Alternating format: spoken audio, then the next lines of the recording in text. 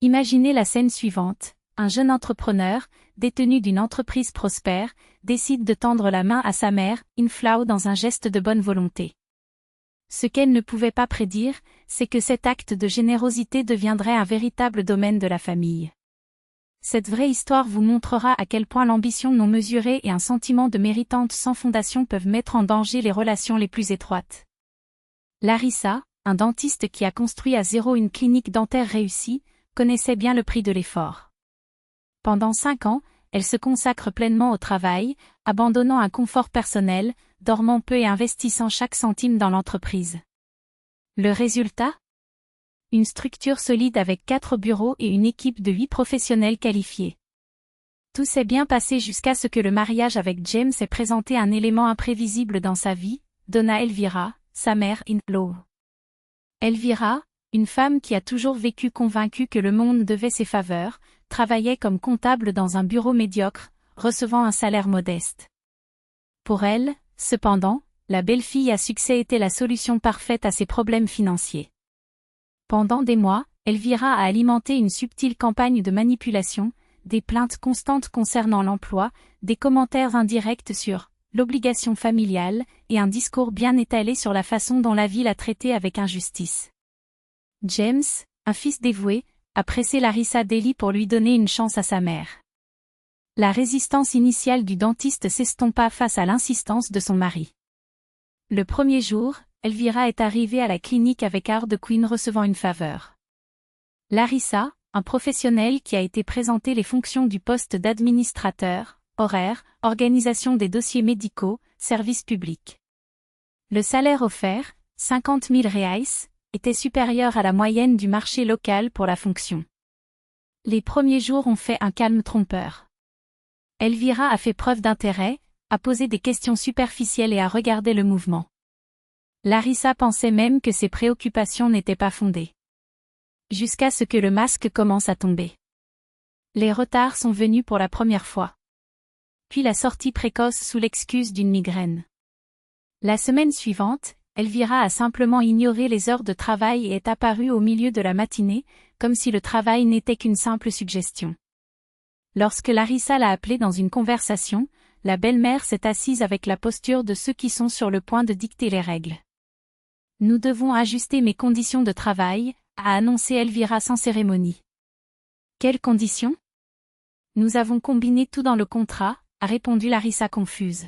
« Écoutez bien, mon visage, » a déclaré la mère-in-law, avec un sourire condescendant. « Je ne suis pas à l'ère de la course d'avant en arrière. J'ai assez d'expérience pour tout résoudre par téléphone. À partir de maintenant, je n'apparaîtrai que pour chercher mon salaire, 85 000 par mois. Pas un sou de moins. » Larissa sentit le sang bouillir. Cette femme, qui n'avait jamais déplacé de paille pour aider à construire la clinique, avait maintenant besoin d'un salaire exécutif pour un emploi qu'elle ne voulait même pas faire. La réponse était ferme.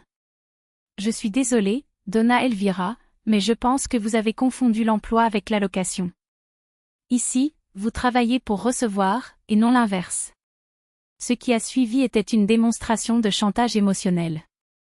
Elvira a menacé de dire à son fils, accusant sa fille dans la manivelle de manque de respect. Larissa, cependant, n'était pas naïve. Je savais que cette scène n'était que le premier acte d'une pièce beaucoup plus grande. Dans les jours suivants, la mère Fro a disparu du travail, mais n'a pas cessé d'appeler toutes les heures, exigeant que son « nouvel accord » soit accepté. À la maison, James a explosé dans des échecs, répétant le discours de la mère sur les « valeurs familiales » et « ingratitude ». Larissa a entendu tout silencieuse alors qu'elle a ajusté mentalement les derniers détails de son plan. Quand Elvira est finalement retournée à la clinique, elle est allée s'asseoir à la réception et passer des heures sur les réseaux sociaux, ignorée. Je marche sur les patients et surcharge l'équipe. La goutte d'eau est venue lorsque l'infirmière en chef, un employé fidèle depuis l'inauguration, ne pouvait plus le supporter. Docteur Larissa, ce n'est pas durable. Sa mère-in-law a transformé la réception en salon. Les patients sont indignés et nous devons faire son travail. Il était temps d'agir. Le lendemain matin, Larissa a appelé Elvira pour une conversation. La mère-in qui est arrivée avec un sourire triomphant, convaincue qu'elle avait finalement plié sa fille in-law. Mais la surprise ne faisait que commencer. Je suis prêt à discuter de vos conditions, a déclaré Larissa calmement.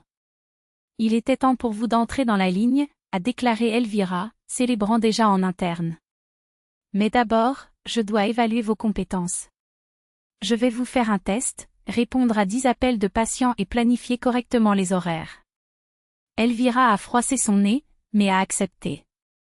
Ce qu'elle ne savait pas, c'est que tous les appels étaient enregistrés. Et ce qui a suivi a été une catastrophe épique. La mère, Infro, était impolie avec les clients, elle a gâché tout le calendrier, a donné de mauvaises informations, dans un moment d'arrogance pure, a suggéré qu'une femme âgée résolve son problème dentaire avec des maisons. Quand il a fini, Elvira se pencha en arrière sur sa chaise, heureuse.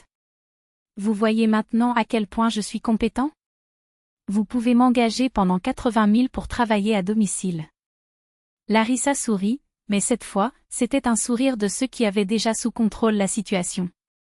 En fait, Donna Elvira, ce que j'ai vu, c'est une personne qui a offensé 4 patients, a créé le chaos opérationnel et a montré un dédain total par les clients. Cela ne mérite pas une augmentation, mérite le licenciement pour une cause juste. La mère, in-law, s'est levée, furieusement, prête pour le scandale. Mais Larissa leva la main, coupant son élan. Cependant, continua-t-il lentement, je suis prêt à accepter votre proposition. 85 000 par mois pour travailler à distance. Excellente idée. Elvira était béant. Comme ça? Simple. Formalisons-nous en tant que consultants pour l'excellence dans le service. Votre mission sera d'analyser nos défauts et de suggérer des améliorations. Après tout, après cette démonstration, vous êtes la personne idéale pour nous montrer exactement ce qu'il faut faire. Le silence qui a suivi était éloquent. Elvira a finalement compris qu'elle avait sous-estimé sa fille dans la Law. Larissa n'était pas seulement une professionnelle compétente, elle était une stratège qui ne permettrait à personne, pas même à sa famille, de mettre en danger ce qu'elle avait construit avec un tel sacrifice. Et cela, mes amis, est la différence entre ceux qui travaillent pour conquérir et qui pensent que le monde vous doit tout. De quel côté choisiriez-vous d'être? Le visage d'Elvira s'est allumé avec un sourire triomphant. Enfin, ma fille in-law a reconnu ma valeur. Doit avoir pensé. Mais il y avait un détail crucial, son travail à distance ne serait pas une promenade dans le parc. Chaque client perdu par grossièreté? 10 000 amendes. Chaque plainte pour manque de respect? 5 000. Chaque retard ou désorganisation dans le calendrier? 7 000. Larissa a ouvert la calculatrice avec un calme glaciaire et a commencé à ajouter. Voyons, 4 plaintes aujourd'hui, 20 000. Horaire de désordre, 7 000 autres. 3 clients qui ont annulé en raison de leur service, 30 000. Total jusqu'à présent, 57 000. Vous devez à la clinique. Quel beau! Elvira explosa, les yeux écarquillés. Êtes-vous devenu fou? Je suis un professionnel impeccable. Impeccable? Larissa arqua un sourcil. Je viens d'appliquer vos propres principes, Elvira. Vouliez-vous le salaire exécutif? Assume donc la responsabilité de l'exécutif. Aucun privilège sans conséquence. La mère Inky a commencé à lutter comme un animal harcelé, se serrant la main, la voix embargo. Timur le saura. Il vous fera payer. Il sait déjà. Larissa a glissé son téléphone portable sur la table, où un enregistrement a roulé en faible volume, la voix aiguë d'Elvira humiliant un patient âgé, le ton arrogant avec une mère désespérée. Je lui ai tout envoyé. Je pense que, nous apprécierons votre profession ensemble. Onalisme. Le visage d'Elvira était violet. Elle a porté sa main à sa poitrine, simulant une crise cardiaque dramatique, mais Larissa n'a même pas gagné. Il a continué à entrer dans la calculatrice impassible. Ah, j'ai oublié de mentionner, cette plainte contre l'administrateur, dans les derniers jours. Plus 35 000. Total, 92 000. Comment préférez-vous payer? En vue ou en versement? Je ne paierai rien.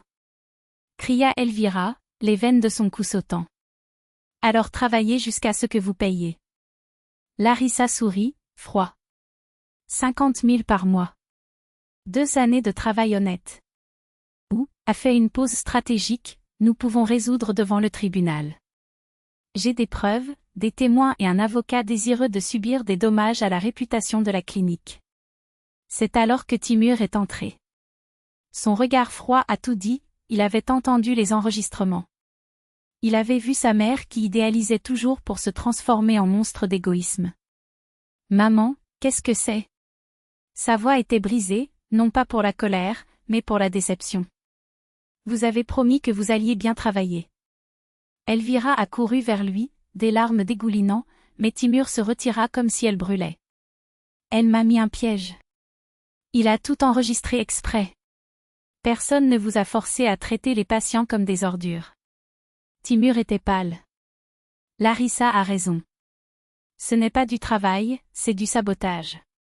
Vous ne méritez pas un sou, il mérite de retourner chaque réel qui a volé à la clinique avec son incompétence. Le masque d'Elvira s'est effondré. Elle a jeté l'insigne et les clés sur la table avec un geste théâtral. Je démissionne. Et ne marchez jamais ici. Excellent. Larissa n'a pas changé. Nous avons signé la résiliation pour juste cause. Mais avant. Il a glissé un papier sur la table. 89 000. Votre dette après avoir réduit le salaire des jours travaillés. Tu es fou. Elvira a attrapé la poignée de porte, le corps tremblant. Je ne donnerai pas un sou. Ensuite, nous nous voyons devant le tribunal. Larissa croisa les bras. Enregistrement, témoignage, enregistrement d'annulation, ce sera un processus rapide. Et cher pour vous. Timur se frotta le visage, épuisé.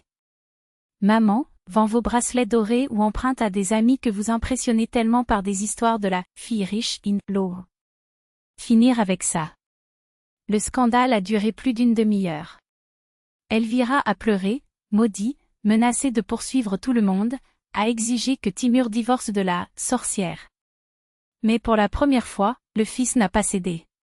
Il n'y avait pas de câlin réconfortant, aucune excuse inventée.